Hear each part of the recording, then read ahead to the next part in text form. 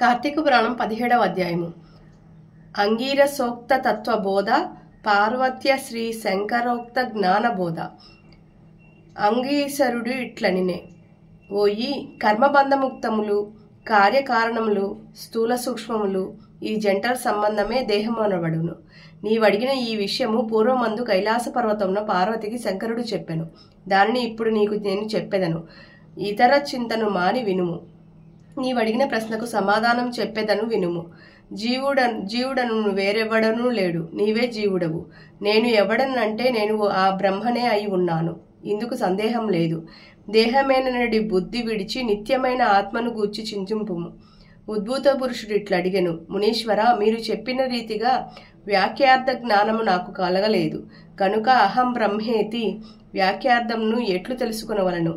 ఈ వ్యాఖ్యార్థ బోధనకు హేతువైన పదార్థ జ్ఞానము నాకు తెలియదు, కాబట్టి విమర్శ చెప్పగోరదను. ఆత్మ అంతఃకరణకు తద్వాపారములకు సాక్షియు చైతన్య రూపియు ఆనంద రూపియు సత్యస్వరూపుడమై ఉన్నది. ఇట్టి ఆత్మను నీవెందుకు తెలుసుకొనుటలేదు? సచ్చిదానంద స్వరూపుడును బుద్ధికి సాక్షి అయినను వస్తువునే ఆత్మగా తెలుసుకొనుము. ఈ దేహమే నన్నుడి బుద్ధిని విడిచి నిత్యమైన ఆత్మను గూర్చి చింతింతుము. దేహము ఘటము వలన రూపము కలిగిన పిండము గనుక ఇది ఆత్మ కాదు. ఇది కాక ఈ దేహము ఘటము వలనే ఆకాశాది పంచమ మహాభూతముల వలన బుట్టి ఉన్నది కనుక దేహము వికారము గలది, ఆత్మ కాదు. ఇట్లే ఇంద్రియములు ఆత్మగావని తెలుసుకొనుము. అట్లే మనస్సులో బుద్ధి ప్రాణములు ఆత్మ వస్తువులు కావు. దేహేంద్రియాలన్నీయు ఇవని సాన్నిధ్యము వలన ప్రకాశించి పనియుచున్నావో అట్టి వారిని ఆత్మగా ఎరుగుము, అనగా అతడే నేనని ఆత్మ అని తెలుసుకొనుమని భావము. లోపలికి మలుచుకొనబడిన ఇంద్రియాలతో తెలియదగిన దానికి ప్రత్యక్ అని రూపం. లోపలికి మలుచుకొనబడిన ఇంద్రియాలతో తెలియదగిన వానికి ప్రత్యక్ అని పేరు.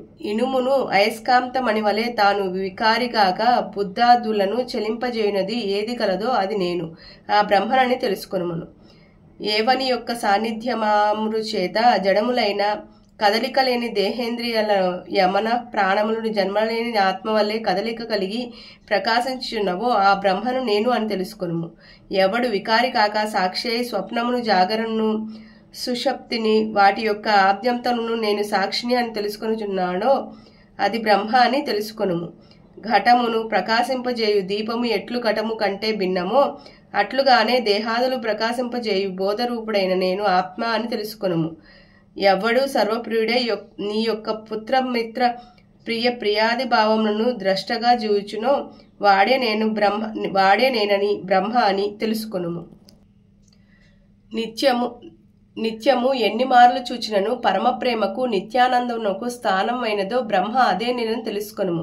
సాక్షియు బోధరూపుడును వాడే నీవని ఎరుగుము. సాక్షిత్వము జ్ఞానరూపత్వము అవికారిక యొగుట ఆత్మకే గలవు. దేహేంద్రియ ప్రాణాహాకారంలో కంటే వేరైన వాడును. పుట్టుట జనిమత్వ, ఉండుట అస్తిత్వము, వృద్ధిగత్వత పెరుగుటము, పరిణామము చెందుట, కృషించుట, నశించుట, ఈ 6 వికారములకు లేనివాడు వికారములు, ఈ 6 భావములు లేనిది బ్రహ్మ. త్వం పదార్థము ఇట్లు నిశ్చయించుకొని వ్యాపించి స్వభావము చేత సాక్షాద్విధ ముఖముగాను తచ్చబార్థమును తెలుసుకొనవలెను.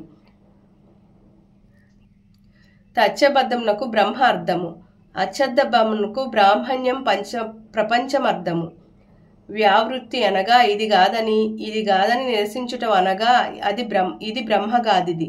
బ్రహ్మగాదని దేహేంద్రియములాదులు నిరసించగా మిగిలినది బ్రహ్మయని భావము. సాక్షాదిది ముఖమనగా సత్యం జ్ఞాన మనంతరం బ్రహ్మ అను వాక్యముతో బ్రహ్మ సత్యానంద జ్ఞాన స్వరూపుడని తెలుసుకొనవలెనని భావము.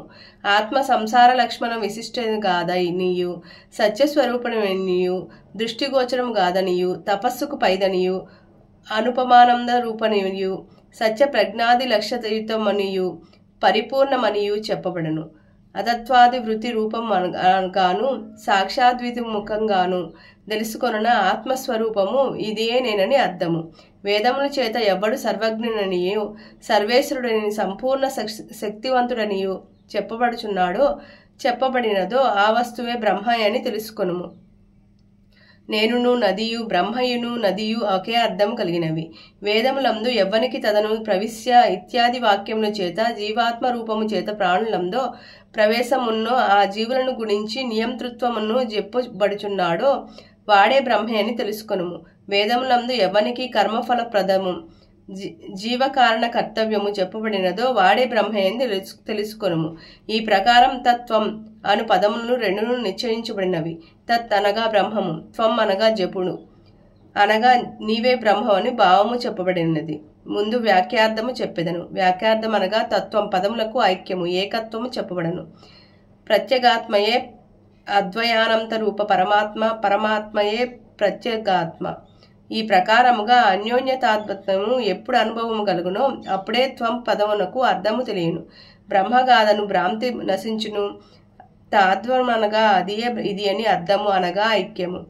తత్వమసి అనగా తత్వం అసి. ఈ వ్యాఖ్యార్థము తదాత్వం చెప్పవలను. అప్పుడు వాచ్యార్థములైన కించిత్ సర్వజ్ఞత విష్ణువులైన జీవేశ్వరులను వదిలి లక్ష్యార్థములకు జ్ఞత్వము పరబ్రహ్మము గ్రహించినడల తదాత్వము సిద్ధించును.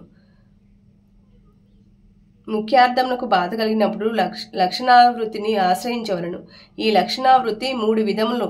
అందులో ఇక్కడ భాగలక్ష్మణులు గ్రహించవలను. అనగా కొంత పదము విడిచి కొంత పదము స్వీకరించుట భాగలక్ష్మణులు అనబడను. తత్వమసి యందు సర్వజ్ఞ కించిత్ జ్ఞత్వములను వదిలి కేవల జ్ఞాన తత్వ మాత్రమును గ్రహించిన ఎడల ఆ భేదము సంభవించును. తత్ అది, త్వం నీవు, అసి అయితివి అనగా నీవే బ్రహ్మవైతివని భావము. సోయందే వదత్త ఇత్యాది స్థలమందును ఇట్లే బోధ చేయబడుచు తత్కాల తద్దేశ విశిష్టుడగు దేవదత్తుడు ఏ తత్కాల తదే శిష్ణుడగును దేవదత్తుడు అను వాక్యములలో విశేషలను తీసి వైచిక దేవదత్తుడొక్కడే భాషించుడు. అట్లే సర్వజ్ఞత్వం కించి జ్ఞత్వమును వదిలి కేవల జ్ఞత్వులు గ్రహించిన ఆత్మ ఒక్కటే అని భాషించును. నేను బ్రహ్మను. వ్యాఖ్యార్థ బోధ స్థిరపడు వారకు సమధిమాది సాధనములు చేయుచు శ్రవణ మన ధ్యాసలకు ఆచరించవలను. ఎప్పుడు శృతి చేతనే గురు కటాక్షము చేతను తదాత్వ బోధ స్థిరపడునో అప్పుడు సంసార మూలము నశించును. కొంతకాలం మాత్రము ప్రారబ్ధ కర్మ అనుభవింపుచున్న ప్రారబ్ధ భక్షయందు పునరావృత్తి రహితమైన మోక్ష పదమంది నిరసిత సయానందముతో ఉండును. కాబట్టి ముందు చింత శుద్ధికై కర్మను చేయవలను. ఆ కర్మ విధినంతయు గురువు వలన తెలుసుకొని చేసి తత్ఫలమును హరికి సమర్పించి విగత పాపుడై తరువాత ఆ పుణ్యము చేత మంచి జన్మమెత్తి శ్రవణాదులను అభ్యసించి విజ్ఞాని అయి కర్మబంధనము తెంచుకొని మోక్షమొందుదువు. ఇందుకు సందేహము లేదు. అంగీరస మునీశ్వరుడు డిట్లు చెప్పగా విని సంతోషించి తిరిగి వాడిట్లడిగెను. కార్తీక పురాణం 17వ అధ్యాయం సంపూర్ణం. హర నమ పార్వతీపతే. హర హర మహాదేవ.